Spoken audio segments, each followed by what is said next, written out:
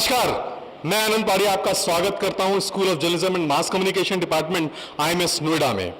हमारे कार्यक्रम हस्तक्षेप में आज का विषय है करियर एंड यूथ। और जैसे कि आप सभी जानते हैं कि यूथ देश का कर्णधार है, उसके कंधों पर देश की पूरी बागडोर होती है। इसी विषय को लेकर आज हम देश में देखते हैं कि बच्चे किस तरह अपने जीवन को साकार रूप देना चाहते हैं, उनके माता पिता बेहतर रूप देना चाहते हैं, लेकिन तब भी उनके करियर में कहीं ना कहीं एक रोड़ा, कहीं अटका, कहीं काउंसलिंग होने की बहुत ज्यादा आवश्यकता है। मुझे लगता है कि हमारे बीच में कुछ मेहमान बैठे आए हैं इस कार्यक्रम में। उन मेहमानों के द्वारा हम यूथ को जो करियर में जो समस्याएं आती हैं उनको कैसे सॉल्व करें, उनको करियर कैसे बनाएं, वो किस तरीके से अपने लक्ष्य के प्रति कितना सार्थक जा सकते हैं, उनको कैसे वो अचीव कर सकते हैं अपने गोल्स को। और जीवन में बहुत सारे भटकाव आते हैं, बहुत सारे भटकाव आते हैं यूथ के कि हम क्या करें क्या ना करें। उनके माता पिता के अंदर जीवन भर का जो पूंजी होती है वो अपने बच्चों के लिए लगाते हैं कि मेरा बच्चा डॉक्टर, इंजीनियर, मैनेजमेंट में, आईटी में, लॉ में एक अच्छे पेशे में जाए और अच्छा नाम रोशन करे। इसी पशुपेश में माँ बाप अपनी पूरी जिंदगी अपने बच्चों के लिए चली जाती है और बच्चा कहीं ना कहीं भटक जाता है। उसका जो सिलेक्शंस होते हैं, उसको करियर को लेकर जो सिलेक्शंस होते हैं वो कहीं ना कहीं गलत हो जाते हैं और बच्चा आखिरी में हताश होता है। और हताश होने के बाद कहीं ना कहीं ये देखा जाता है कोई बच्चा डिप्रेशन का शिकार हो गया। मुझे लगता है इस डिप्रेशन के निवारण के लिए ये जो परिचर्चा, ये चिंतन, ये मंथन आज हम आईएमएस स्कूल ऑफ जर्नलिज्म में कर रहे हैं हस्तक्षेप कार्यक्रम में, इससे कहीं ना कहीं कुछ ना कुछ विचार विमर्श निकलेगा। पहले मैं आए हुए मेहमानों का आपका स्वागत करता हूं आईएमएस में और मैं आप सभी का परिचय कराता हूं। हमारे बीच में है ऋतु गर्ग मैडम, नीति सिन्हा जो लॉ डिपार्टमेंट की विभागाध्यक्ष हैं, सोनिया धीर मैडम मैनेजमेंट की फैकल्टी हैं और हमारे बीच में अंजू जादौन हैं जो एडमिशन हेड हैं आईएमएस नोएडा की।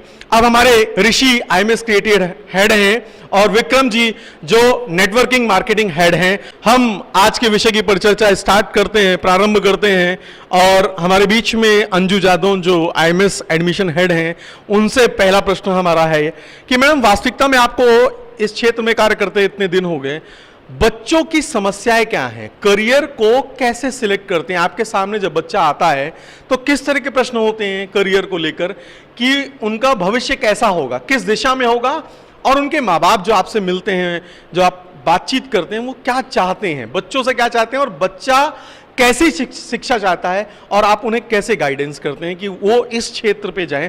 आपका पैरामीटर कैसे होता है कि उसको ये शिक्षा लेनी चाहिए, उसको मैनेजमेंट में जाना चाहिए, उसको लॉ में जाना चाहिए, उसको इस पर आप 12th के बेस पर परसेंटेज बिहाव पर लेते हैं कि उसकी नॉलेज के बिहाव पर लेते हैं या उसका एप्टीट्यूड टेस्ट लेते हैं? क्या तरीका है, कैसे उसका आकलन करते हैं कि बच्चा अपना करियर सही दिशा में बना सके?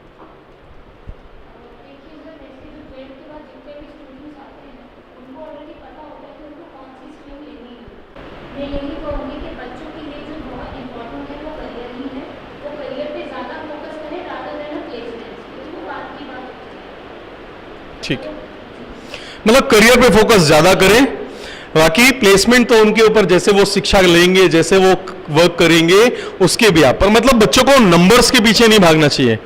ठीक, मैं अब हमारे बीच में विक्रम जी बैठे हुए हैं।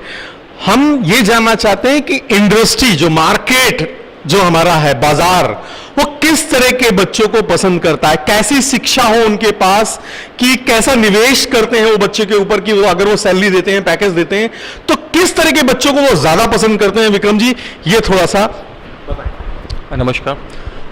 देखिए, जो मार्केट की जो रिक्वायरमेंट्स है उसके अकॉर्डिंगली ज़्यादातर उन बच्चों को प्रेफरेंस मिलता है जिनको प्रैक्टिकल नॉलेज ज़्यादा हो compare to theoretical knowledge, and that again depends different streams के हिसाब से।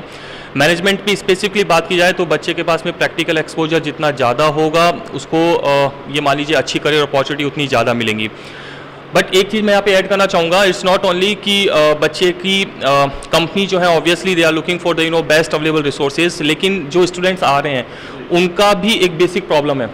जनरली जो बच्चे आते हैं eight the time of admission, सिर्फ उनका एक बेसिक जो क्वेरी होती है वो होती है placements. At the time of admission they are just asking the main question कि सर प्लेसमेंट होगा या नहीं होगा, है ना।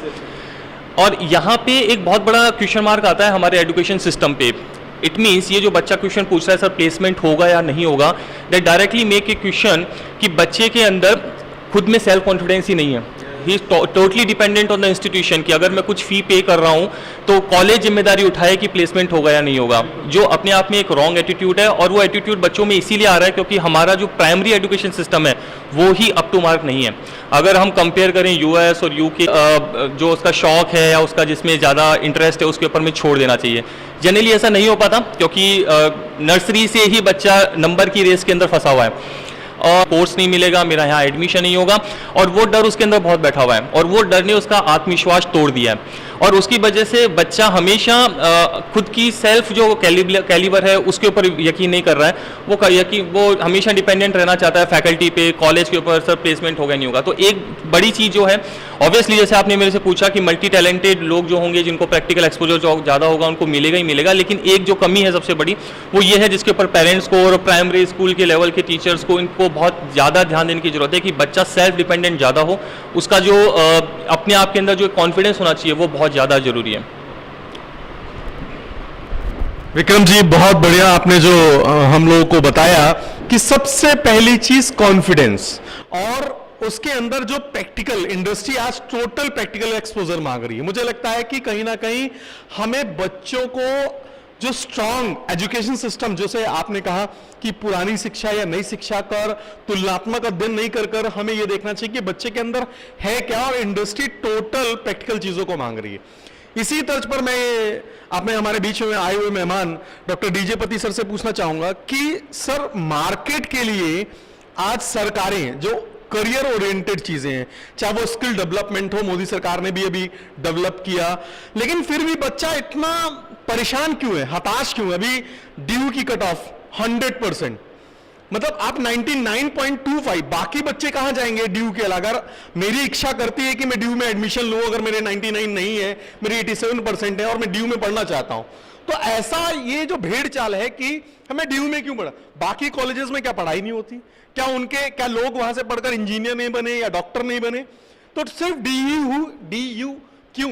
मैं ये जानना चाहता हूं कि ऐसा बच्चों के अंदर माँ बाप ने या शिक्षा प्रणाली ने या बाजार ने कैसा पैदा किया है, और अगर इससे निकलना है तो मुझे लगता है कि गार्जियंस को आपका मार्गदर्शन मिलना चाहिए कि बच्चों को और उनके माँ बाप को क्या करना चाहिए। धन्यवाद आनंद जी। इस विषय पर जितने भी चर्चाएं हुई है और जिन लोगों ने अपने अपने वक्तव्य रखे हैं, ये बहुत अहम मुद्दा है और हर माँ बाप को या उनके गार्जियन को बहुत सचेत होने की बहुत ज़रूरत है। 10 साल पहले जब माँ बाप बच्चों की भविष्य को डायरेक्शन देते थे या मार्गदर्शन के अलावा उन्हीं को मजबूर भी कई ऐसे एग्जाम्पल देखा गया है, उनको मजबूर भी कर देते थे। लेकिन अभी हमको या सारे जितने हमारे पेरेंट्स हैं, पूरी हिंदुस्तान की बात कह रहा हूँ, उनको ये सोचना चाहिए कि बच्चा स्कूल के जब वो 8th स्टैंडर्ड क्रॉस करता है उसके मन में किस तरह की रुझान है उसको समझें। और बच्चों को ऐसे भी शास्त्र में कहा गया है कि 16 साल क्रॉस करने के बाद बच्चों को बच्चे नहीं, एक दोस्त की हैसियत से बात करनी चाहिए। माँ बाप अपने अपेक्षाओं को पीछे रख के बच्चों को पहले समझें कि बच्चा चाहता क्या है, बच्चा करना क्या चाहता है, बच्चे का इंटरेस्ट किस चीज़ पे है।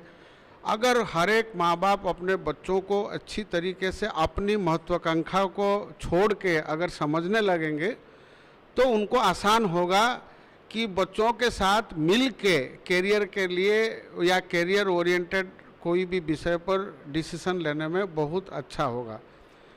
चूँकि परिवर्तित बाज़ार और बाज़ार के जो विभिन्न स्रोत हैं, जैसे प्रेशर ग्रुप्स हैं या बाज़ार के जिस तरह की माहौल आज की दिन में पूरी विश्व भर में पैदा हुई है, और डिजिटल मीडिया के बहुत बड़े पैमाने पर फैलाने से बच्चों के अंदर जागरूकता काफ़ी हद तक बढ़ा है।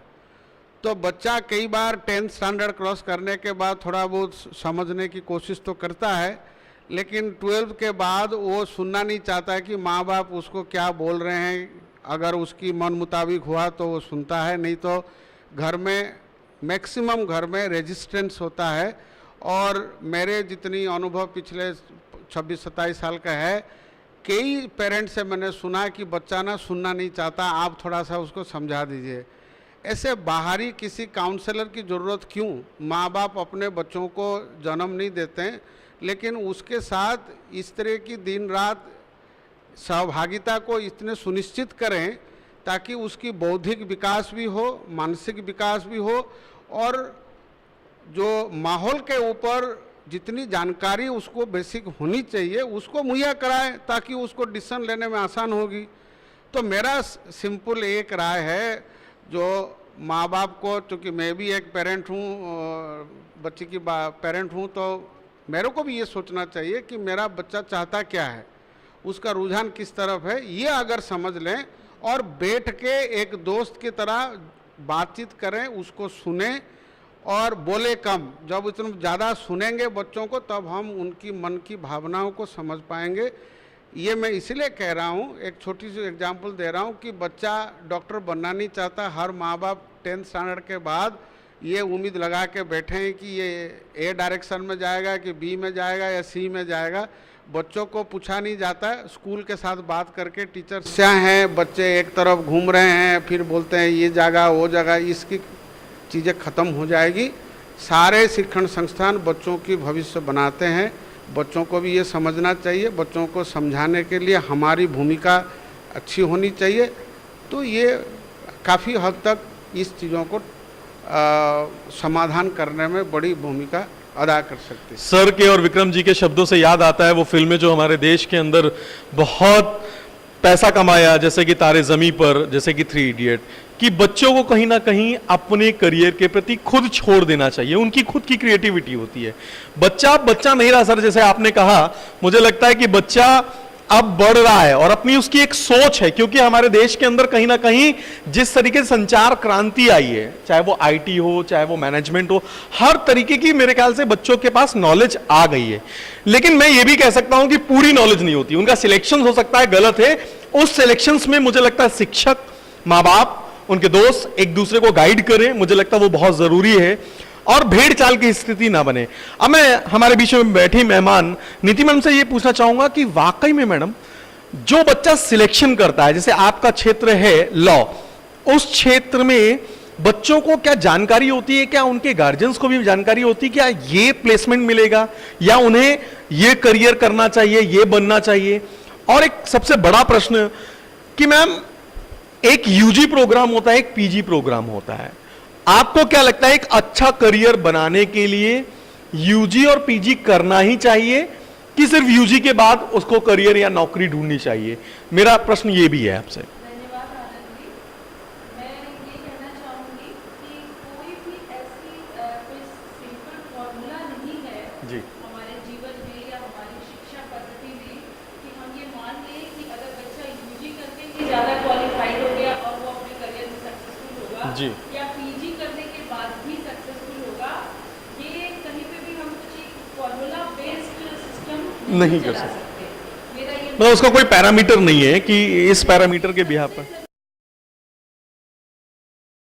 कोई फॉर्मूला नहीं ला सकते एज सच कि यूजी करने के बाद ही बच्चा ज़्यादा सक्सेसफुल होगा या पीजी करने के बाद ही सक्सेसफुल होगा। It is not that important. सबसे ज़्यादा अहम और ज़रूरी बात ये है कि बच्चे में हम काबिलियत डेवलप करें, उसका जो आत्मविश्वास है वो उसमें हमेशा उपस्थित रहना ज़्यादा ज़रूरी है। पहली बात। दूसरी बात, मैं यहाँ पे थोड़ा सा डिफर करना चाहूँगी जो आपने कहा था कि बच्चे को ये समझ में आता है कि बच्चे को क्या करना चाहिए और हमें बच्चे पे भी छोड़ देना चाहिए। मैं ये जानना चाहती हूँ कि कितने प्रतिशत हमारे समाज में और हमारे देश में ऐसे बच्चे हैं जो बिल्कुल जागरूक हैं अपने करियर के लिए और अपने विकास के लिए और अपने भविष्य के लिए। अगर मैं मानूं, चलिए अगर हम 25% भी मान लें जी। तो भी 75% बच्चे ऐसे होंगे जो एवरेज, जो औसत में होंगे, औसतन। और कुछ बच्चे ऐसे होंगे जो बिलो एवरेज होंगे। बिल्कुल बिल्कुल। वहाँ पे माँ बाप की भूमिका बहुत अहम हो जाती है और उन्हें कई बार हमें बताने की बहुत ज़्यादा ज़रूरत होती है कि आपको ये डायरेक्शन, इस डायरेक्शन में जाना चाहिए, ये करियर लेना चाहिए। अगर आप इतनी मेहनत करेंगे तो ही आगे बढ़ अपने लक्ष्य की प्राप्ति। हाँ, नहीं तो नहीं बढ़ नहीं पाएंगे। क्योंकि इस उम्र में जो ये 16 से 18, 20 और 22 साल जी। की जो उम्र होती है बच्चे की, जो भी कुछ भविष्य में बनने की भी उम्र होती है और भटकने की भी, जी बिल्कुल बिल्कुल। तो उस उम्र में मुझे ऐसे लगता है कि बच्चों को प्रॉपर गाइडेंस और काउंसलिंग की बहुत ज़्यादा ज़रूरी है। ज़रूरत होती है। पर हाँ, ये ज़रूर समझने वाली बात है कि ये गाइडेंस और काउंसलिंग इतना हावी ना हो जाए कि बच्चा आत्महत्या करने पे मजबूर हो जाए। बिल्कुल बिल्कुल जैसा कि हम देखते हैं आए दिन ऐसी घटनाएं होती रहती हैं। और भी कहीं जहाँ पे कि बच्चे कॉम्पिटिटिव एग्जाम्स के लिए भेजे जाते हैं अपने पेरेंट्स के द्वारा और वो इतने फ्रस्ट्रेट हो जाते हैं जी। कि वो आगे की पढ़ाई और करियर तो कुछ नहीं सोच पाते, रोजमर्रा की जिंदगी उन्हें भारी लगने लगती है और वो आत्महत्या जैसे कदम उठाने पर मजबूर हो जाते हैं। But at the same time guidance and counselling is very important, we can not ignore its importance. बहुत बढ़िया मैडम, आपने जो हमारा मार्गदर्शन किया, मुझे लगता है कि हमारे देखने वाले दर्शक ज़रूर इससे कुछ सीखेंगे और सबसे ज़्यादा सीखने के लिए अगर कोई चीज़ है तो हमारे माता पिता इससे कुछ सीखे, आपने जो बताया है। अब मैं मैडम सोनिया धीर के पास आऊँगा।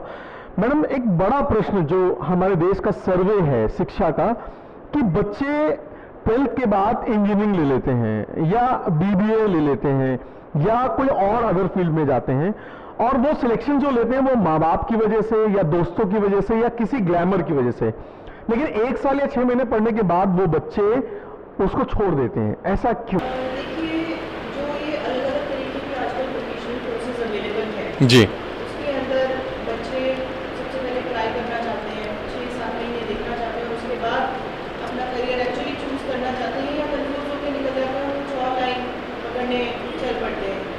और ये खासकर मैंने देखा है, मेरा जो एक्सपीरियंस है अनुभव है वो ये है कि 11th-12th में साइंस ले लिया, ग्रेजुएशन कर रहे हैं BBA में, यस यस यस यस, या 11th-12th में कॉमर्स ले लिया, आ जाते हैं ह्यूमैनिटीज़ में या जी जी जी जी, तो मुझे लगता है कि एक तो जो 10वीं के बाद जो कोर्स चूज़ करने का जो डिसीजन है या सब्जेक्ट चूज़ करने का डिसीजन है, स्टूडेंट्स के अंदर उतनी समझ नहीं है जी। वो अपना कोर्स अपने इंटरेस्ट के हिसाब से चूज़ कर सके। जी। पहली बात तो जब बच्चा 10वीं के पेपर पास करके बाहर निकला है और उस वक्त उसको अपना डिसीजन लेना है कि उसको क्या सब्जेक्ट्स लेने हैं, at that point of time the child should be guided and counselled. तो इस मामले में मैं के साथ बिल्कुल सहमत हूँ कि बच्चों को पेरेंटल गाइडेंस और टीचर्स की काउंसलिंग बहुत ज़रूरी है। इस मामले में। और बच्चे के, और देखिए 2 बातें हैं, इंडिविजुअल कैपेबिलिटी एंड इंडिविजुअल गोल। इन 2 चीज़ों को मद्देनजर रखते हुए बच्चे को उसके सब्जेक्ट्स चूज करने का ऑप्शन प्रोवाइड करना चाहिए। बिल्कुल what is his individual capability?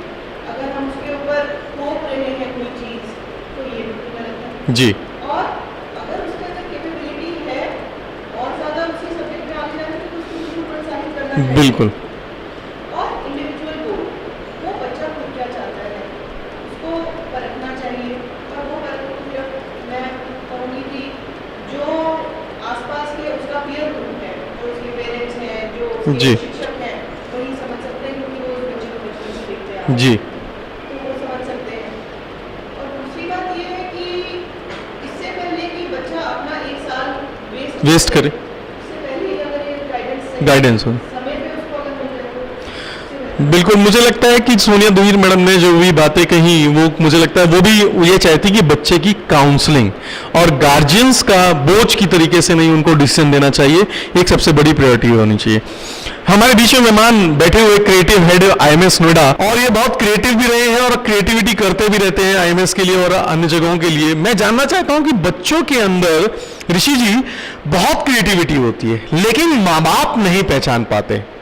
मेरा ये क्वेश्चन है, प्रश्न ये आपसे कि उस कोई बच्चे के अंदर क्रिएटिविटी हो तो ऐसे क्या करना चाहिए माँ बाप को, शिक्षकों को, कि उस क्रिएटिविटी को पहचान सके और उस क्रिएटिविटी को माँ बाप को और शिक्षकों को उनको प्रमोट करना चाहिए। एक एजुकेशन सिस्टम अलग है कि मैनेजमेंट कर रहा है कोई बच्चा, वो अलग बात है, लेकिन अगर उसके अंदर कोई IT को लेकर क्रिएटिविटी है तो मुझे लगता है ये गलत नहीं है, ये एक अच्छा साथ में संयोग है कि हम शिक्षा को बढ़ा रहे हैं, ना कि हम उस बच्चों को ये कहते हैं कि आप मैनेजमेंट के हो, आईटी में क्रिएटिविटी मत करो। तो मेरा सबसे पहला प्रश्न है कि उस बच्चे की क्रिएटिविटी कैसे पहचाने और उसको प्रमोट कैसे करें, वो कुछ टिप्स आप बता सकते हैं? नमस्कार सभी लोगों को। सर पहली बात तो मैं एक मिथ आपको बताता हूँ कि कोई आप मुझे क्रिएटिव बोल रहे हो, लेकिन मुझे ऐसा लगता है कि जो भी यहाँ पे बैठा हुआ है, जो चल फिर रहा है, वो सब क्रिएटिव है। लाइक अगर आप मुझसे कोई काम करवाना चाहते हैं तो सबसे पहले उस काम को अपने दिमाग में आप बनाते हैं, उसके बाद मैं बनाता हूँ। तो उसको मैं प्रैक्टिकली सिस्टम पे या पेपर पे लेकर के मैं आता हूँ, लेकिन आप क्रिएट आप ही कर रहे हो उसको। लाइक अगर आप मुझे बुला करके बोल रहे हो कि मुझे ऐसा ऐसा चाहिए, ये चाहिए, तो मतलब आप क्रिएटिव हो, आपने मुझे बताया कि मुझे ये चाहिए, तो क्रिएटिव हर बंदा है। दूसरा बंदा ये कि हमारे देश में ना पैरामीटर बहुत बड़े बड़े बन गए हैं अब।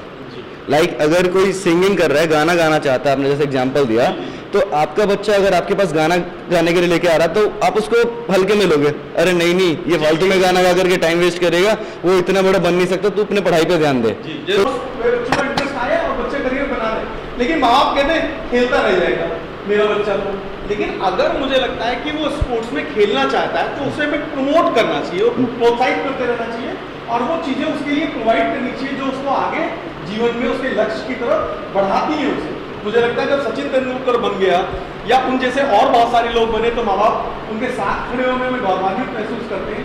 ऐसे हर माँ बाप आप अपने बच्चे के साथ गौरवान्वित महसूस करता है, लेकिन करना नहीं चाहते, सिलेक्शन नहीं करना चाहते, वो फैसिलिटीज नहीं देते हैं। मैं एवरी संडे में क्रिकेट खेला करता था जा करके, तो वो ना एक प्रेशर इनडायरेक्टली भी तैयार किया जाता है उनके ऊपर। लाइक मेरे को बोला अगर तू कुछ कर सकता है तो खेल, अगर नहीं कर सकता तो मत खेल। अब मेरे ऊपर प्रेशर ये है कि अगर मैंने कुछ नहीं किया तो कल को आप ही बोलोगे कि भाई तू तेरी मर्जी से किया था, तूने किया क्या जिंदगी में। और अगर मैं कुछ कर सकता हूँ या नहीं कर सकता, मुझे क्या पता, इस टाइम में बहुत बेसिक लेवल में 9th-10th में हूँ, मुझे क्या पता मैं क्रिकेट में क्या करूँगा। तो उसी दिन से क्रिकेट मेरा बंद करवा दिया, चलो अब इसमें चले जाओ। दूसरा यह है कि एक चीज़ और होती है, मैं भी पिछले दिनों बहुत घूमा, देश में कई शहरों में गया, मैं सैकड़ों बच्चों से मिला। बच्चों को मुझे ऐसा लगता है कि पेरेंट्स ना करियर देख करके पेरेंट्स भी नहीं करते। आप लोग सब पेरेंट्स हो, उनको ये लगता है कि मेरा जो पड़ोसी है ना मुझे बोलेगा तेरा बेटा इंजीनियर है, मतलब वो ये नहीं सोचते कि मेरा करियर कहाँ जा रहा है, रोटी आ रही नहीं घर में नहीं आ रही, बस ये कहलवाना चाहता कि मैं इंजीनियर का माँ बाप हूँ, मेरा इंजीनियर, मेरा बेटा इंजीनियर है, मेरा बेटा डॉक्टर है, उनको ये नहीं देखा जाता। दूसरी बात ये कि आप जहाँ जाओगे आपसे ये पूछा जाएगा कि क्या करना है, बच्चा आएगा मुझे इंजीनियर बनना है। सर ये बात बताओ आप, मैं सब लोगों से एक बात इस बात को पूछना चाहूँगा कि उसे इंजीनियरिंग करनी है, लेकिन उसको इंजीनियरिंग करना भाई NIT से कर, IIT से कर, अगर वो नहीं कर पा रहा तो क्यों करेगा, क्या फायदा। I want to be an engineer, मैं जाकर के करना चाहता हूँ, लेकिन उसके बाद क्या होता है, आप कह रहे हैं काउंसलिंग की जरूरत है मैम, लेकिन नेगेटिव काउंसलिंग भी बहुत हो रही है। जब से ये बाजारीकरण हुआ है, लोग जाकर के मैं I am the best, I am the best, I am the best वहाँ बैठ करके बोलते हैं और बच्चा को और कंफ्यूज कर दिया जाता है वहाँ पर के कि उसको कहाँ जाए वो, फिर उसके बाद देखता है कि अच्छा वहाँ पे स्पोर्ट्स अच्छा है, वहाँ का क्राउड अच्छा है, चलो चल लो। काउंसलिंग वहाँ पे जरूरी है जहाँ पे कि बच्चा भटका हुआ है, उसको खुद नहीं पता कि उसे क्या करना है। कुछ प्रतिशत बच्चे आपको ऐसे भी मिलेंगे जिन्हें नहीं पता कि उन्हें करना क्या, उनकी जिंदगी चलेगी कैसे, कब तक वो अपने पेरेंट्स के दम पे ही आगे बढ़ेंगे। वैसे बच्चे को खास तौर पे काउंसलिंग की जरूरत है। जो बच्चा खुद ही फोकस्ड है, जो बच्चा खुद ही समझ रहा है कि भविष्य में आज से 10 साल बाद मुझे यहाँ पहुँचना है और मुझे ये करना है, वैसे बच्चों को कम जरूरत है काउंसलिंग की, ज्यादा जरूरत भटके हुए। मैम मेरा सवाल जो था ना, मेरा आजकल के बच्चे जो हैं समझदार हैं या नहीं हैं वो मालूम नहीं है, लेकिन उनको समझदार होने की गलतफहमी बहुतों को हो गई है। वो एग्जैक्टली उन लोगों को कैसे समझाया जाए, मतलब कि हाँ मतलब कि मतलब लाइक मतलब समझदार है या नहीं है उसको नहीं पता, उसको बस गलतफहमी है कि मैं समझदार हूँ, उसको उस टाइम पे क्या करना चाहिए वो सोचने वाली बात है। जी मैम। मुझे लगता है कि ऋषि सर जी कह रहे हैं वो बिल्कुल सही है कि बच्चे अपने आप को बड़बोलेपन का शिकार हो गए हैं और अपने आप को मैच्योरिटी लेवल पर वो ये आकलन करने लगते हैं कि अब मैं बड़ा हो गया हूं और मैं अपने खुद के डिसीजन लेने लगा हूं और मुझे लगता है कि जो मैं करूंगा वो सही है। सोनिया मैडम कुछ कहना चाहती हैं?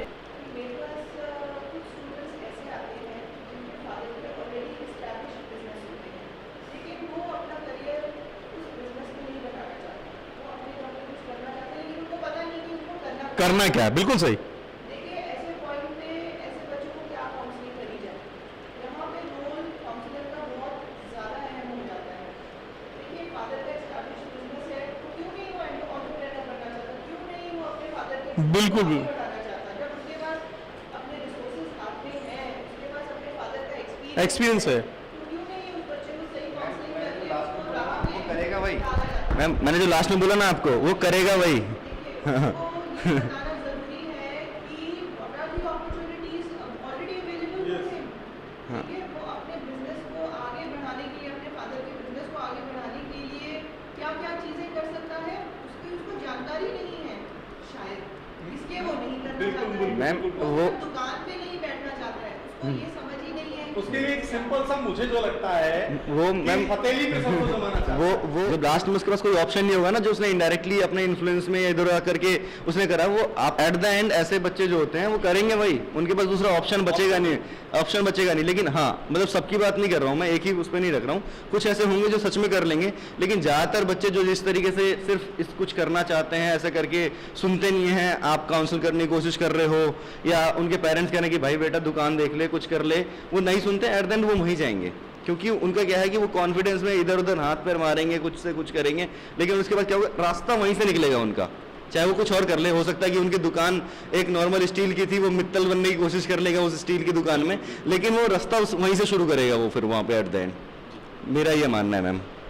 बहुत बढ़िया। मुझे लगता है कि ऋषि जी ने ऑप्शंस आ गए हैं। ऑप्शंस तो बहुत अच्छी बात है कि करियर हमारे पास बहुत सारे हैं। आईटी में देखिए अब सैकड़ों फील्ड्स पड़ी हुई हैं, जर्नलिज्म में बहुत सारी फील्ड पड़ी, मैनेजमेंट में बहुत सारी फील्ड्स पड़ी हैं, लेकिन बात यहां पर आती है कि जो काउंसलिंग, जिस वर्ड को हम कहते हैं कि बच्चा मिलनी भी चाहिए, करनी भी चाहिए, लेकिन कैसे बच्चों को ये सिलेक्शंस कैसे किया जाएगा और उनको लक्ष्य के प्रति कैसे अग्रसर। दूसरी एक चीज मुझे लगता है कि युवाओं के अंदर एक थोड़ी सी कमी आ गई है, कमी नहीं कह सकता हूं, मुझे लगता है कि पेशेंस। इस पेशेंस को भी हमें मद्देनजर देखना चाहिए कि बच्चा हथेली पे सरसों जमाना चाहता है। हार्ड वर्किंग नहीं, मेहनत नहीं। पहले के टाइम पर लोग 8-8 घंटे पढ़ते थे। आज जितना भी कंप्यूटर आया, हमें बहुत अच्छी बात है कि कंप्यूटर हमें जागरूक कर रहा है, लेकिन हमें बहुत सारी चीजों से छोड़ भी रहा है, किनारे भी कर रहा है, हमें सिलेक्टिव चीजें दे रहा है कि हमने इस वेबसाइट खोली, हमने पढ़ा, प्रिंट आउट लिया, बस उतना ही पढ़ लिया। लेकिन पहले की शिक्षा प्रणाली ये हुआ करती थी कि अगर हमें एक किताब में नहीं मिल रहा तो हमने दूसरी किताब में नहीं मिला, तीसरी किताब।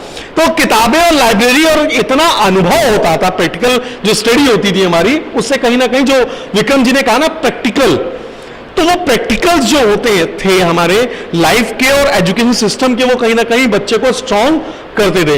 हमारे बीच में पति सर कुछ कहना चाहते थे, आप कुछ कह रहे थे सर? नहीं, आपने अभी जो मुद्दा उठाया है मैं उसी में जवाब दूंगा, लेकिन पहले हमारे ऋषि जी ने जो पॉइंट कहा उसमें मैं सिर्फ एक ही चीज़ें कह सकता हूं, जो ये मेरी अपनी निजी राय नहीं है।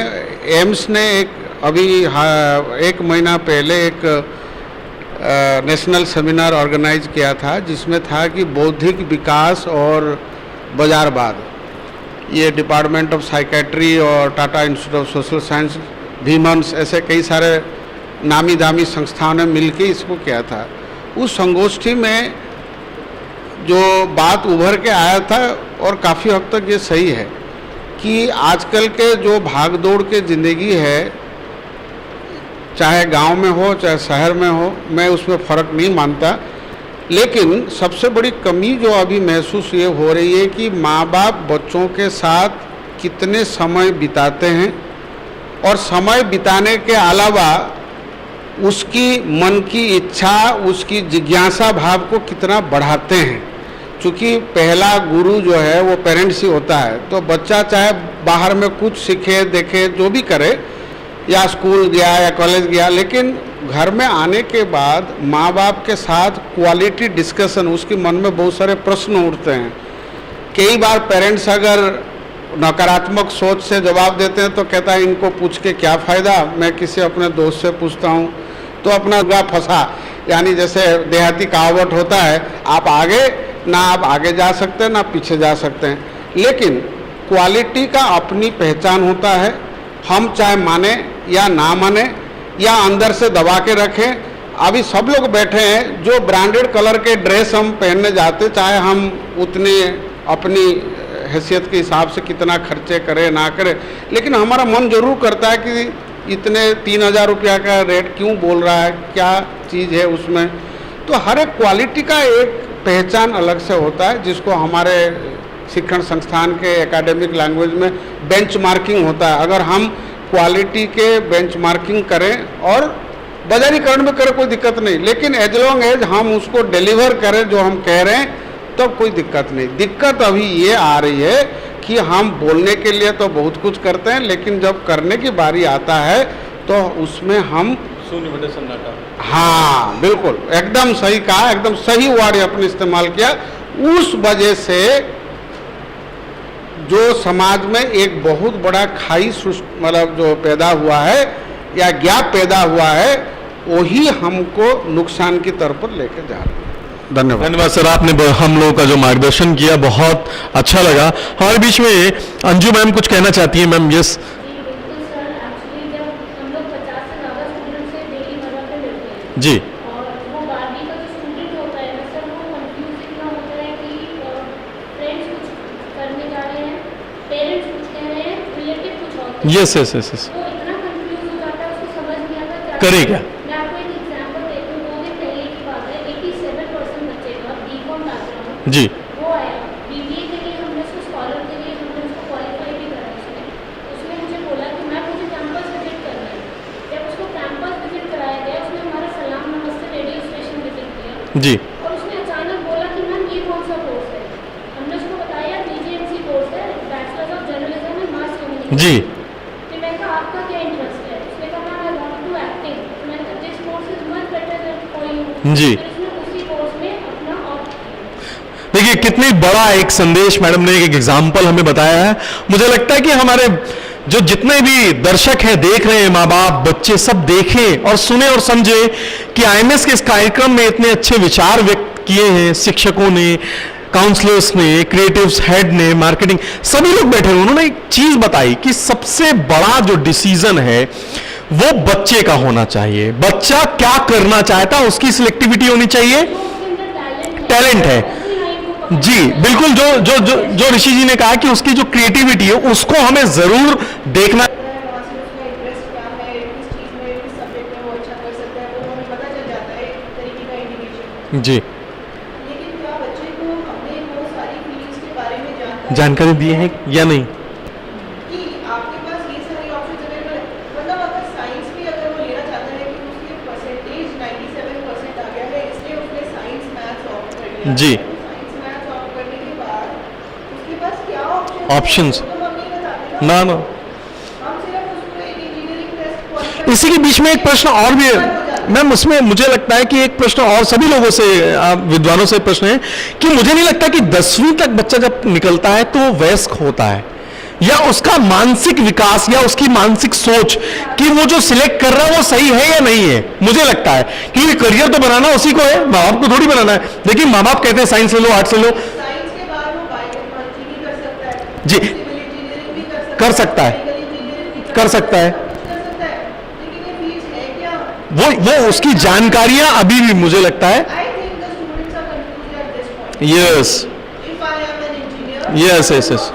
ऑफ कोर्स मुझे लगता है कि कहीं ना कहीं मैडम ने जो बात पकड़ी बहुत जरूरी है। मुझे लगता है कि हमारी जो शिक्षा प्रणाली के अंदर अभी भी प्रैक्टिकल एक्सपोजर कम है।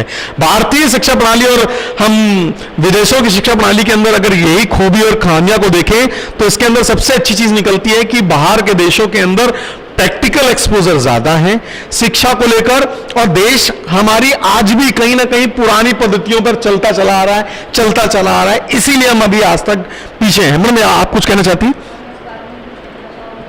अभी हम लोग सब बात कर रहे हैं कि बच्चों की काउंसलिंग होनी चाहिए, उनको गाइड करना चाहिए और उसका सबसे बड़ा रोल अदा करते हैं उनके पेरेंट्स। जी क्या पेरेंट्स की काउंसलिंग करते हैं? नहीं, बिल्कुल पेरेंट्स, मुझे ऐसा लगता है ये बहुत बड़ा ड्रॉबैक है। क्या पेरेंट्स उस हद तक बच्चे को बता पाते हैं शुरू से? बहुत सारे पेरेंट्स इस फील्ड में नहीं है, स्पेसिफिक फील्ड में नहीं होते हैं। तो सबसे पहले तो मैं ये कहना चाहूँगी, जैसे छोटे छोटे क्लास में बच्चों की पीटीएम होती है, उसमें एक पेरेंटल काउंसलिंग सेशन होना चाहिए बिल्कुल जिससे पेरेंट्स अपने बच्चे को काउंसिल कर पाएँ। और मुझे लगता है 10th तक वो अगर हम उनकी काउंसलिंग इस तरीके से करें तो बच्चा 10th के बाद अपनी चीज़ें चूज़ कर सकता है, अपने इंटरेस्ट को देख सकता है,